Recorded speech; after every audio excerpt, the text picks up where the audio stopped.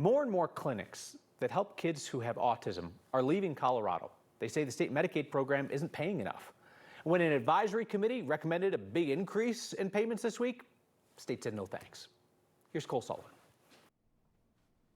Like every mom, Carmen Peak wants what's best for her kids. That's no different, but something else is. It was heartbreaking to hear that news, for sure. Both 2-year-old Jovi and 4-year-old Ridge have autism.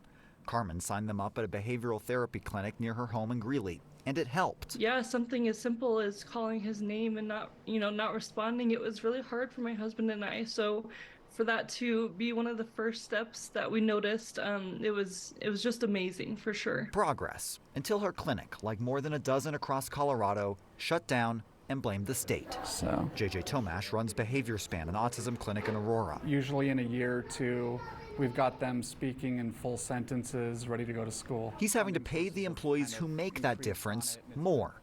But he says the state Medicaid program is reimbursing him at essentially the same rate. So if the rates don't go up, we get upside down real quick. A state advisory committee said $34 million would help it get right side up. But this week, the state only asked for $13 million. Agonizing. Kim Bimsteffer says it wasn't an easy call for the Department of Healthcare Policy and Financing to make.